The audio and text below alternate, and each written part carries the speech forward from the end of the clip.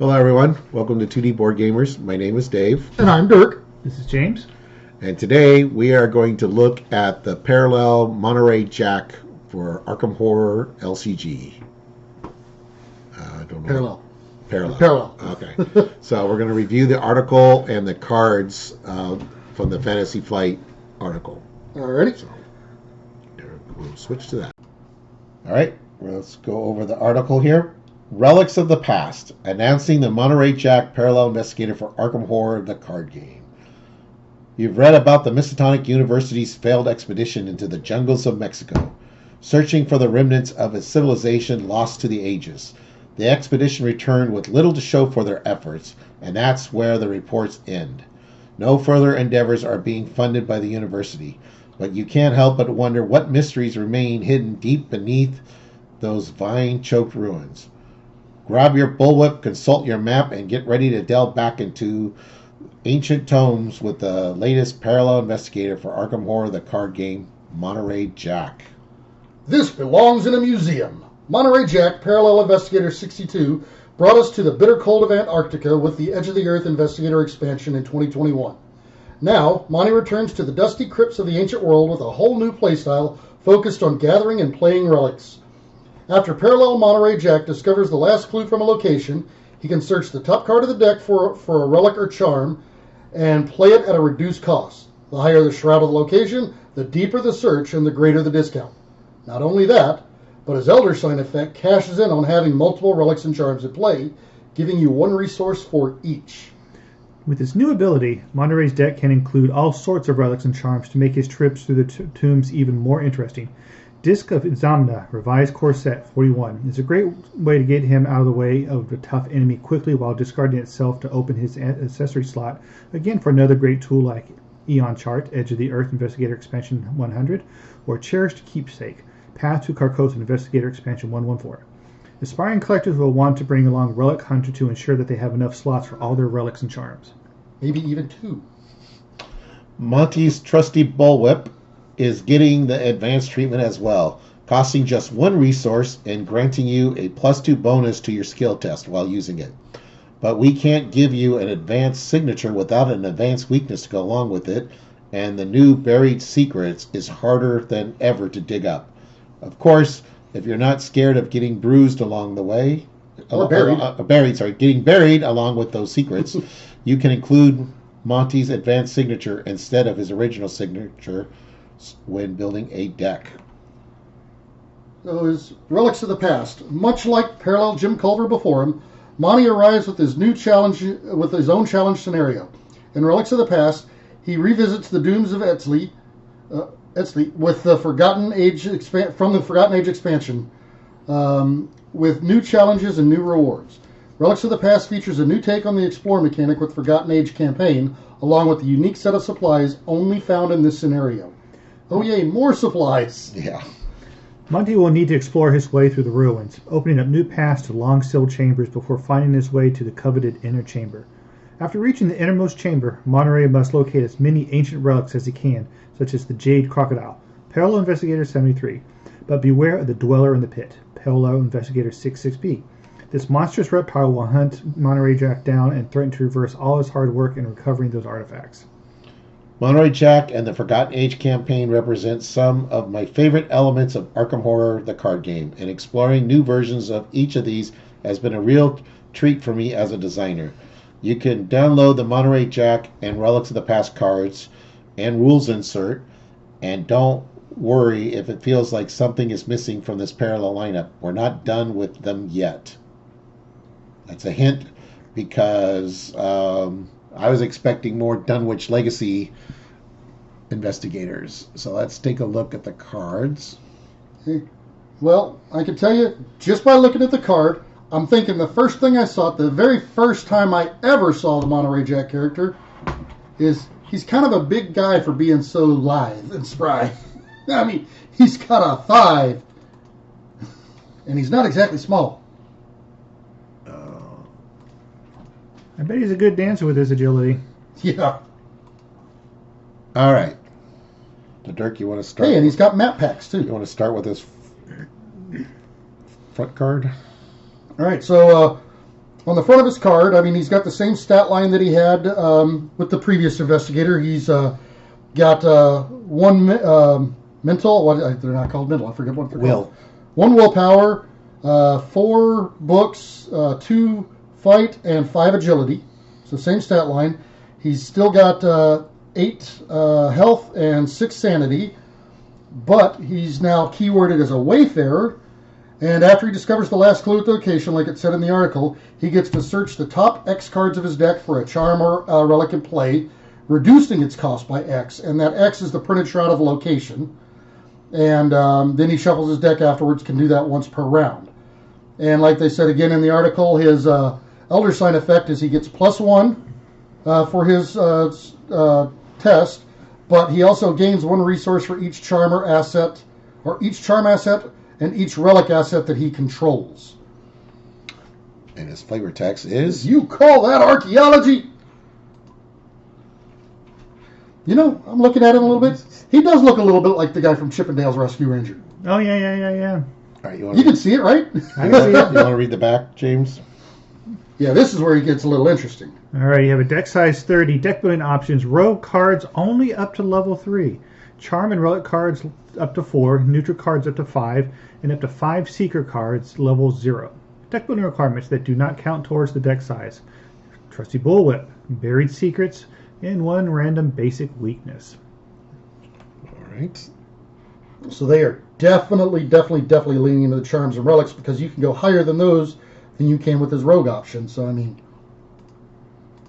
and he gets the only level 5s he gets are neutral cards. Yeah. So that is a little interesting there.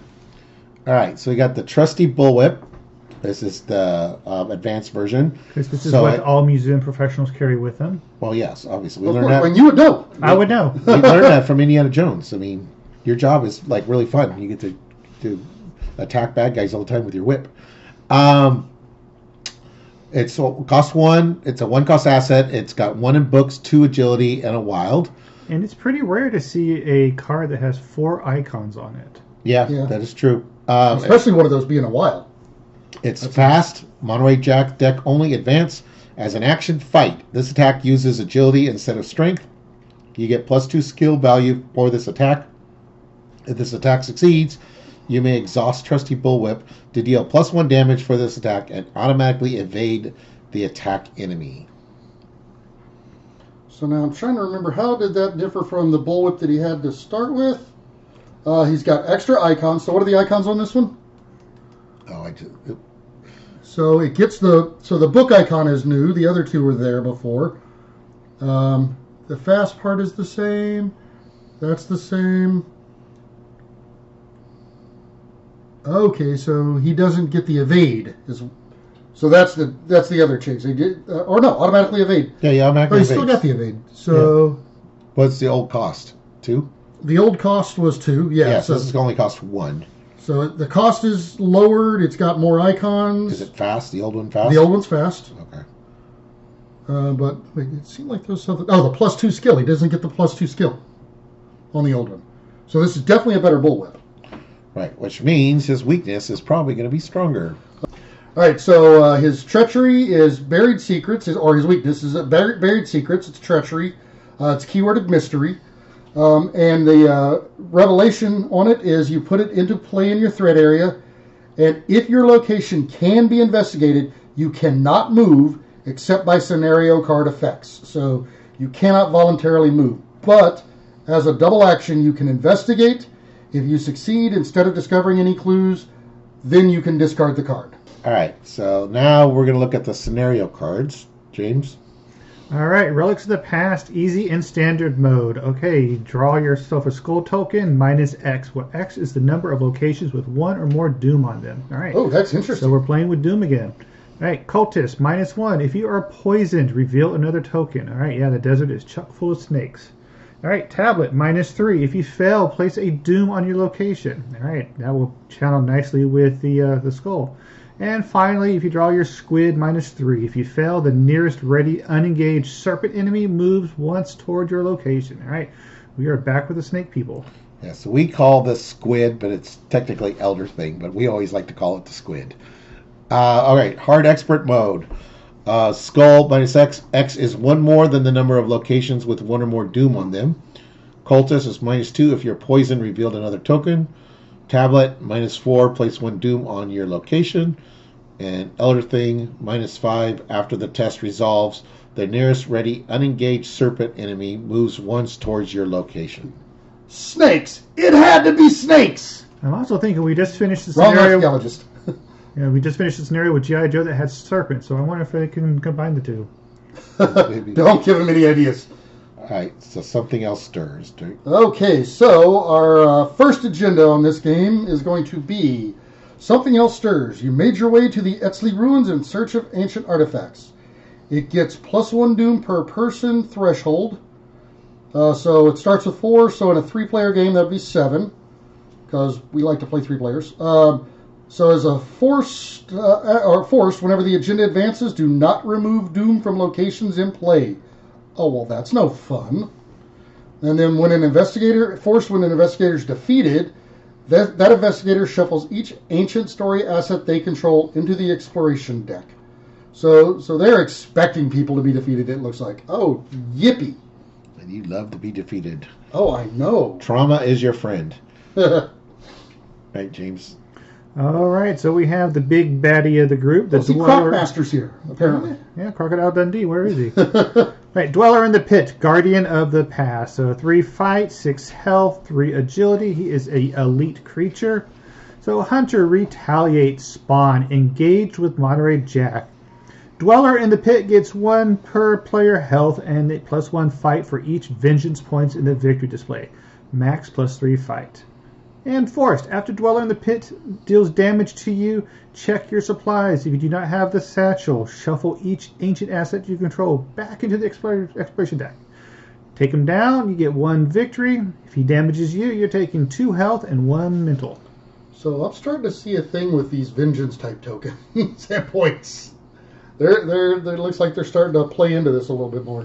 All right, so then Agenda 2A, Guardians of the Relic.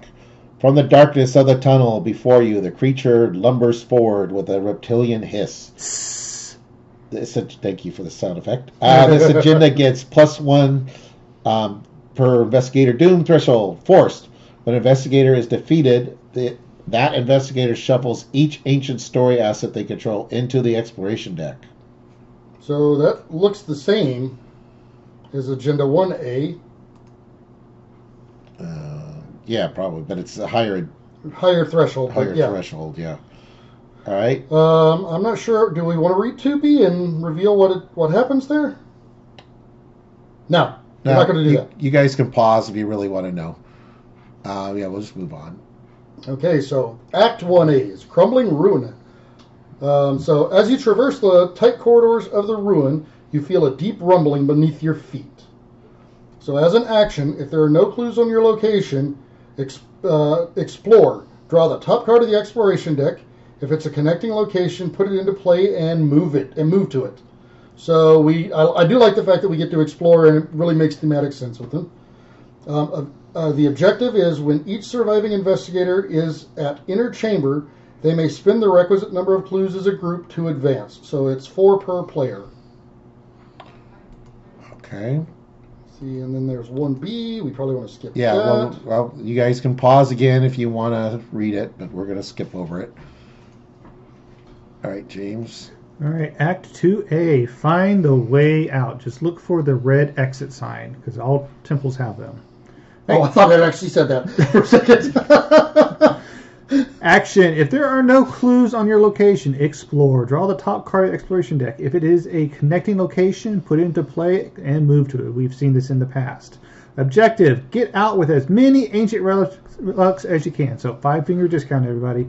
If each surviving investigator has resigned, advance. So this is starting to make me wonder that we might have some decent shroud levels here, because we got to clear it first before we can investigate. So they're not going to make it easy for us to do that. Which makes sense why he draws 5 secret cards. Yep. So this Act 2B, again, you guys can pause and look at that if you want. We got a location here.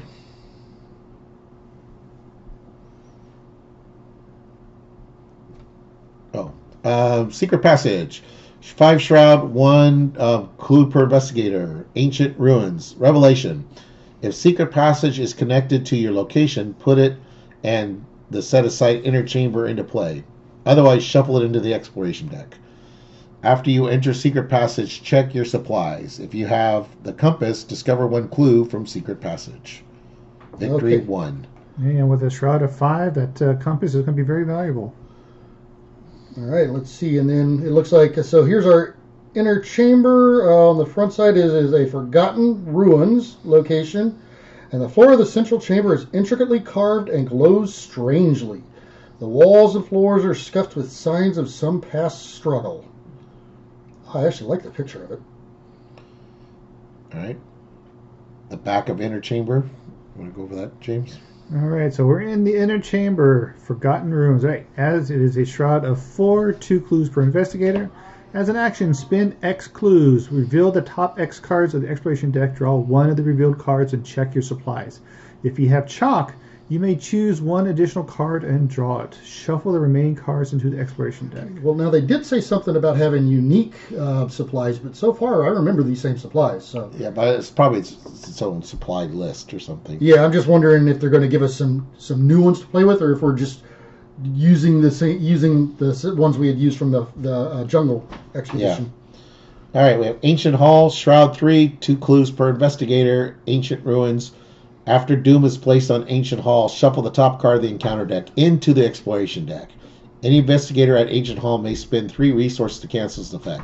So one of the things with the exploration deck is usually you shuffle treachery cards and location cards, so this would throw a random extra treachery in, I guess. And all that extra money that Monterey is getting from his Elder Sign, Well, now he's got a use for it. now they're used for it. Kind of wondered what he needed that for in the middle of nowhere, but now we know.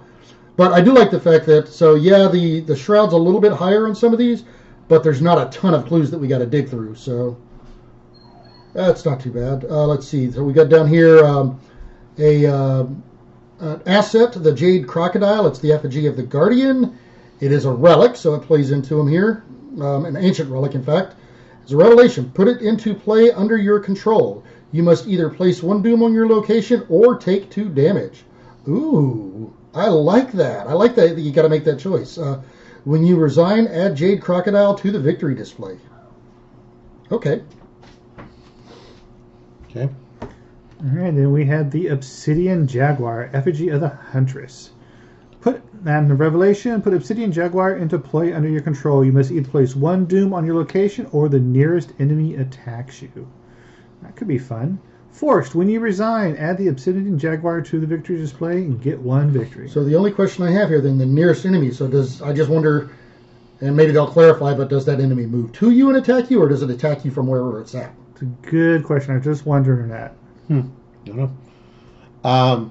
This kind of reminds me of that one Mansions of Madness scenario, where you had to find the 4 different statues. Yeah, I know. I thought that a little bit too. Maybe this is the expedition before that. Yeah. Oh, yeah, because that was, And that would lead into all the investigators turning into serpent people. Yep. Right.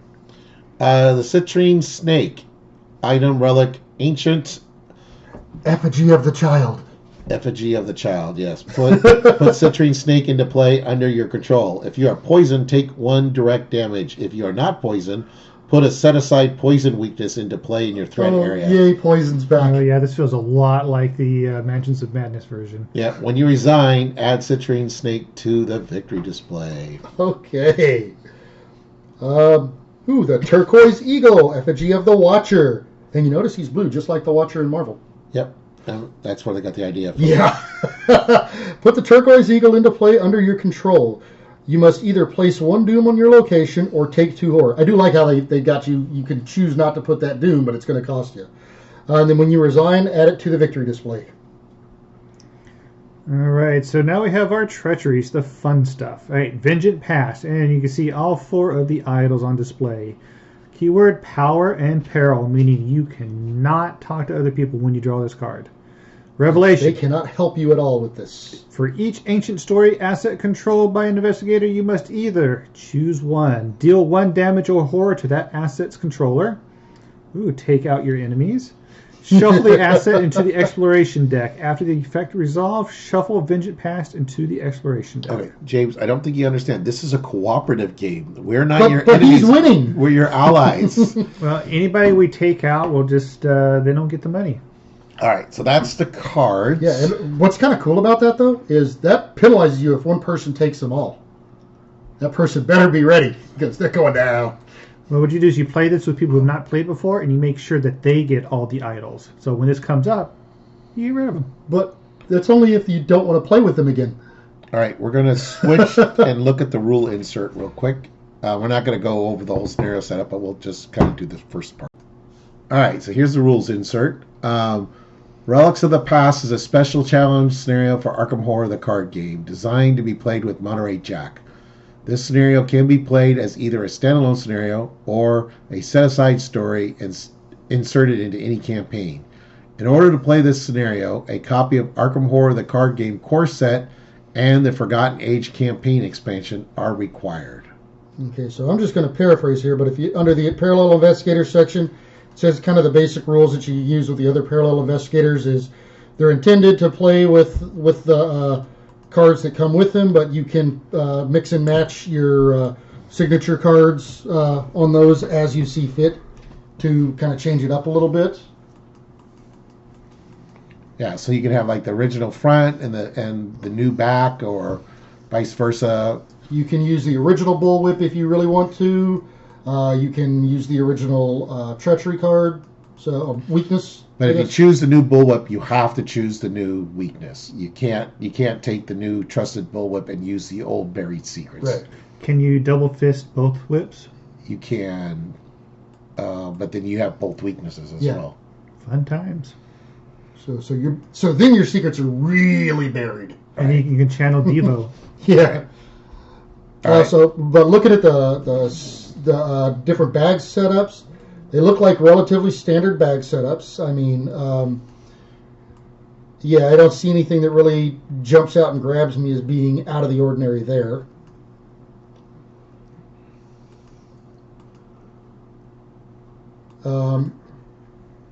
Let's see.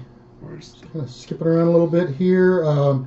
One thing I did notice whenever it's talking about the supplies is they specifically mention Forgotten Age campaign, and if you're playing this in as a standalone inside of the Forgotten Age campaign, the supplies are not interchangeable between the two. Your Forgotten Age supplies do not carry over to here. These supplies won't carry over back to the campaign.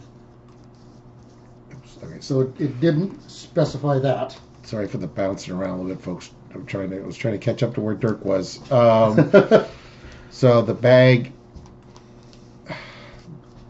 it's not cooperating very well. Okay, so the bag makeup, there's the bag makeup. Shot right by it, but when you get that back on screen, then it looks like pretty standard bag makeup there. Like I said, I didn't see anything that really jumped out to me. So these are the rules if you play it standalone. If you're playing it as part of the campaign, then you always keep your bag, the campaign bag.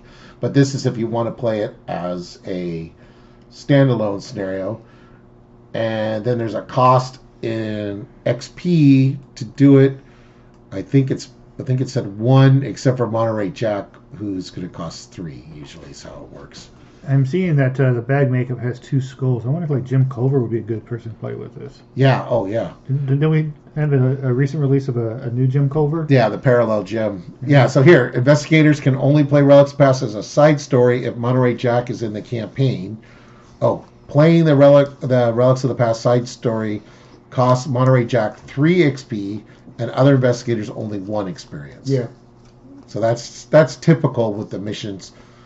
Because the Parallel Investigator is usually going to get a better reward, which is why you want to do it. So they have to pay a little extra XP for it. But we'll kind of leave this, since I'm struggling to get this to work. You can kind of read this on your own. Yeah, and then as far as the supplies, it does look like the supplies are basically the same supplies from Forgotten Age. There's a few less. But each investigator gets to pick 1. And do note that there is no medicine, so if you do get poisoned, you're going to be in a world of pain. Oh, they don't have medicine? Don't get poisoned. Yeah, there's no medicine. You've got chalk, compass, journal, satchel, and torches. There we go. There you go. Just burn it off. I guess that means we have to amputate. Yeah. So that's for you're going to want Vincent with his bone saw. Yeah. Okay, yeah. So here's the supplies. This is what you guys were talking about. Available. Okay, there you go. No medicine. And then they got the scenario set up. So this is basically the icons from Forgotten Age and the core set. And we'll let you. And I'm not going to show the resolutions for doing the scenario. But anyway, so this is the rules insert, kind of like Parallel Gym, where you can do the scenario that it comes with. But yeah, so it's interesting that they jumped to Edge of the Earth when they were kind of in the middle of Dunwich Legacy. So, but according to like what the article says, don't worry, I think they're going to be coming back to the Dunwich. They just really wanted to showcase Monterey Jack early, I guess.